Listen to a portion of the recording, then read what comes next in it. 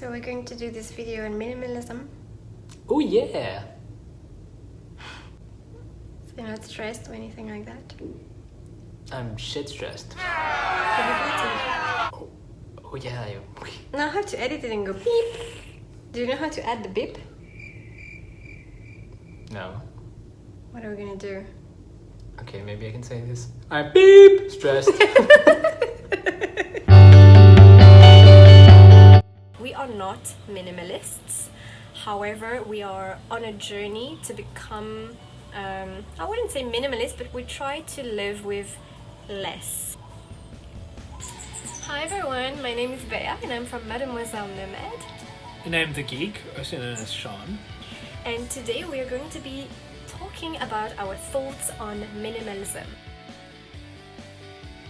We are currently living in Mauritius Island and we are relocating, so we've started selling a lot of our stuff, and Sean can tell you a little bit more about that and then also what he realized when we started selling a few of our things.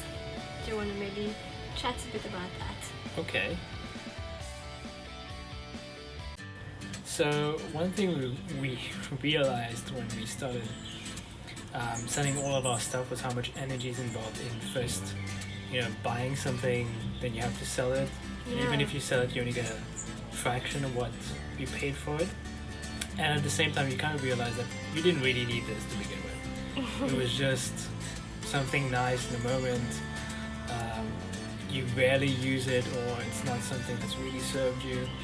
So then that's when you realize it's so easy to bring things into your life and they have a big footprint, both in terms of space, in terms of money, in terms of energy. So it's really, you should be really careful about what you bring into your life. Yeah. So one thing that the Geek is always telling me about, and I think this is a really good tip if you are looking to go towards minimalism, is whenever I want to buy something, what's the question you always ask me? Do you really need it? Yeah, do you really need it? And then this question is so annoying because in the moment I'm like, oh, this is so cute, this is so pretty, or new notebook, but then I actually think about it and I think, oh yeah, that's, if I buy this, I don't really need it because I have already 30 notebooks, or sometimes I want to buy something. A new bag. A new bag. What bag? Not handbags, but the tote bags. Tote bags. Yeah, tote bags. I really like tote bags.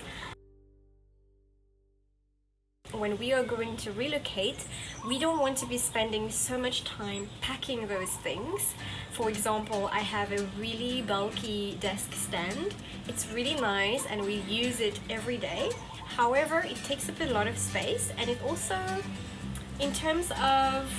We realized this the first time we moved from South Africa. All of our stuff was moved. Yeah. That we actually went through cargo, and then we realized when it came back a few months afterwards, we don't really need this stuff, and we got on fine without it.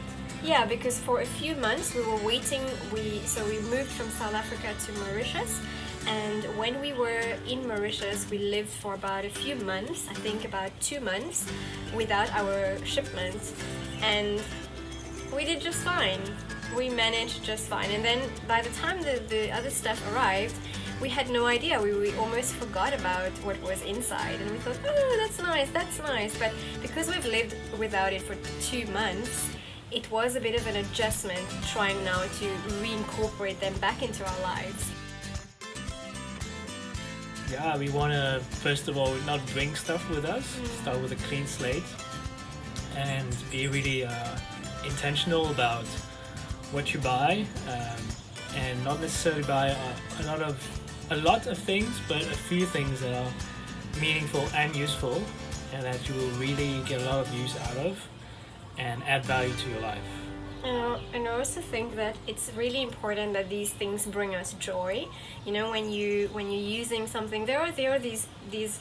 For example, we have these books that we really love and we read over and over again, or maybe a notebook that you really go back to all the time, or you like to do gratitude journaling in, or maybe a mug. I have one mug that I really absolutely love, and every time I hold it in my hands and bring it to my lips, I just feel so happy. Just having this little mug. And it's not to say that I cannot live without this mug, but I just mean that I need to surround myself with the things that make me feel happy and then bring joy to my day.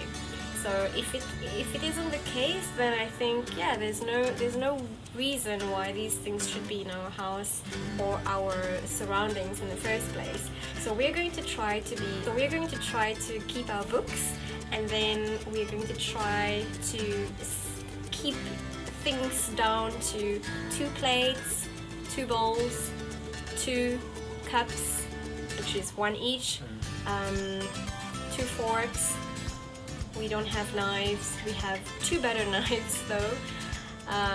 And then Can I add something? yes. So all of this also, I see it from another point of view. It's also putting in constraints, and that's a psychological thing that I'm realizing that very often is that when you put in constraints, you will shape your behavior according to the constraints. So if you have 2 plates, you will wash your dishes very often, or like you won't let dishes pile up. Actually, that won't happen. Yeah, because you only have 2 plates. So if you need to eat, you have to wash your plate, and so you can use it.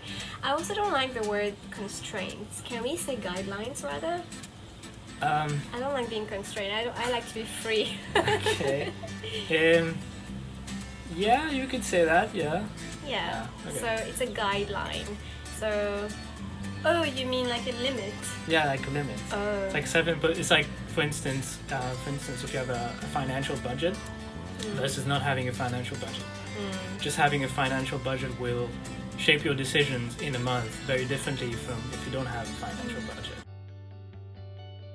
You can let us know in the comments below what you think we should call this new series, where it's about us relocating, starting a new life again, and trying our best to be more mindful and intentional about the things we use and the things we buy and how we consume as well. And I hope you have enjoyed this video. I promise you that he is funny. He's just very stressed today for this first video.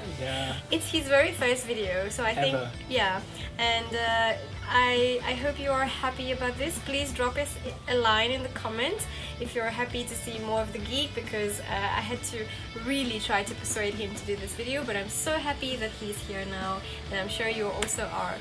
So thank you very much for watching this video. Please subscribe for more.